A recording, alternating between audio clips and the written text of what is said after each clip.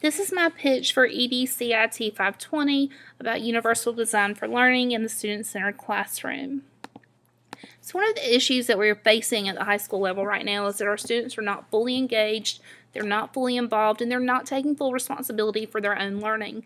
So I think that one of the things that we can do to fix this is to give the students the power in the classroom. If we give them autonomy and choice, we will be preparing them for real-world skills, and this can even make the teacher's job easier. So I believe we can achieve this through a student-centered classroom. Now, a student-centered classroom will provide real-world learning opportunities, and it will engage the students by giving them the responsibility of their learning. Now, of course, the teacher will play an important role in providing effective feedback in many lessons, but this type of learning commands all of the aforementioned strategies, creating one remarkable community of learners who will develop a genuine thirst for knowledge. And this is something we really need to impress upon our high school students.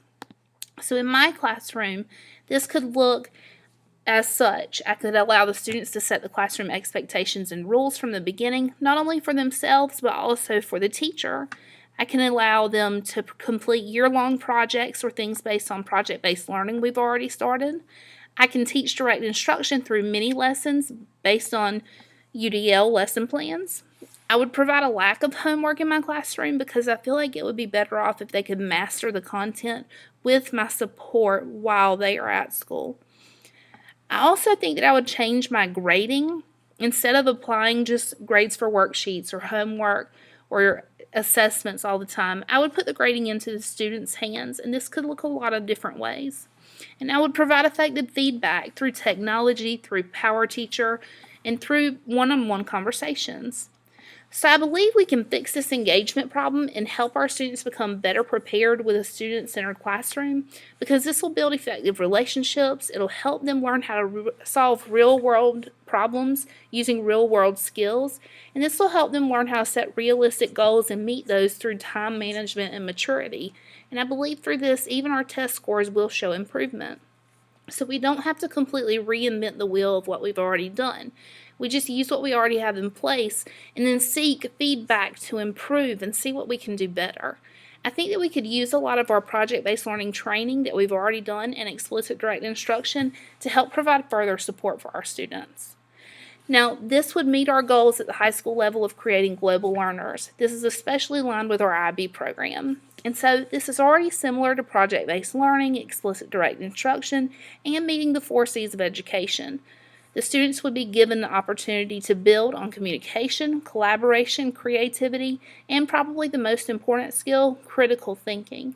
So if our students are better prepared for this, hopefully absences will drop, grad rates are going to increase, we'll have higher ACT and SAT scores, and our students' critical thinking skills will cross the classroom, and they will go over to others to build in other curriculums. Now we can use UDL for specific lesson plans to identify the who we teach, the what we teach, the how we teach, and the when we teach it. I think that this would have a place in the student-centered classroom through many lessons, because this would allow us to identify our students with abilities and disabilities. It would help us meet what types of curriculum and IEP goals we need to bring together. It would help us to identify the barriers that they are struggling with and even offer solutions to overcoming those. Now, I think that this will help to plan and build on our skills for planning when we revisit the skills needed based on formal or informal data in the classroom and seeing that through the feedback we provide the students. Now, in the secondary ed classroom, I think we just rework what lesson plans we already have to make this work for the students that we teach based on our population. I think this will help us to identify the barriers based on their abilities or disabilities, and then this will help us to actively solve or create solutions for those barriers. And we can use knowledge of what we know works in the classroom or doesn't work. Now, I think that this will help us to meet all of our students' needs, because in my classroom particularly, this will help me reach my gifted and talented students, this will help me reach my students with ADHD, and even my students with intellectual disabilities.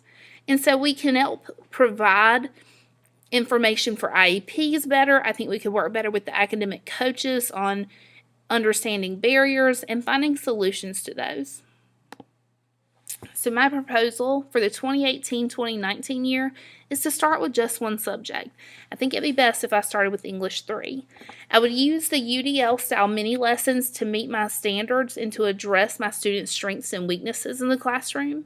And I would give my students ownership of the classroom and their learning. I think this would help them build maturity and responsibility and excite them and engage them in the process. I think that we can incorporate project-based learning assignments that we already have and kind of work this into a year-long project.